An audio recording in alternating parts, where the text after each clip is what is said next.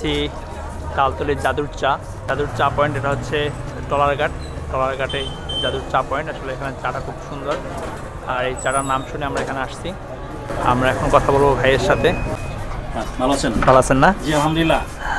ভাই আপনার এখানে কি কি চা পাওয়া যায়? চা আছে রেগুলার চা, মালাই চা। রেগুলার চা, মালাই চা। এটার সাথে কি আছে? চায়ের সাথে চাল ভাজা আছে স্পেশাল। হ্যাঁ আচ্ছা। ওর চাল ভাজা নিজে হাতে বানানো, বাগানে আছে, কেক আছে। আচ্ছা, সব আপনি নিজে তৈরি করেন? হ্যাঁ সব নিজে নিজে। আচ্ছা ভাই, রহিম ভাইয়ের এই চা হচ্ছে জাদুর চা। আমরা একটু ভিতরে ঘুরে দেখি, আসেন। অসাধারণ আসলে, এখানে আসলে প্রচুর মানুষ আছে চা খাওয়ার জন্য। চা খাবা? আমি ট্রাই করবো, দেখি রেগুলার না মালাই? রেগুলার এবং মালাই দুটোই দুইটাই ট্রাই করবা? আচ্ছা, ইমন ভাই রেগুলার এবং মালাই দুইটাই ট্রাই করবে। আমি আবার মালাই করতে একটু মালাই বেশি পছন্দ করে। তাহলে দেখে আসি ভাইয়া কীভাবে চাটা তৈরি করে। অরিজিনাল খাঁটি গরুর দুধ দিচ্ছে ভাই কাপে, এবং এভাবেই সে এসে চাটা তৈরি করে।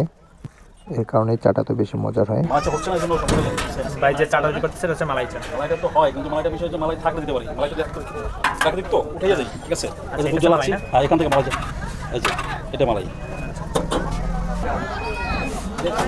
রসুন আর বাদাম, চাল ভাজা, বাইরে স্পেশাল চাল ভাজা। এটা হচ্ছে নিজের হাতে ভাজা। এটা কি ভাই? সাথে কিছু আছে? তিল না? না না কিছু নাই। ভিড় এবং অনেক মানুষ এখানে যে আসে, সেটা এখানে আসলে পরিবেশটা দেখলেই বোঝা যায়। এটা বরিশালের ভিতরে স্পেশাল চা, সেটা তালতলি খেয়াঘাট। এখানে আসলে আসলে চাটা পাওয়া যাবে। হ্যাঁ, হচ্ছে জাদুর চা।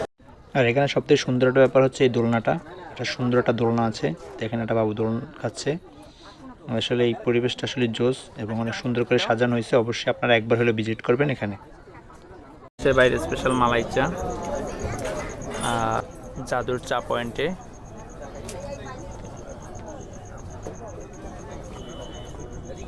আপনারা অবশ্যই আসবেন, এখন চাগুলো টেস্ট করবেন।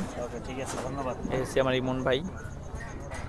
এখানে আমাদেরকে দেওয়া হয়েছে চাল ভাজা, বাদাম, রসুন একসাথে মিক্স করে। চাল ভাজাটা আসলে খুব জোস ছিল, চাল ভাজাটা ভালো ছিল। আপনারা আসবেন।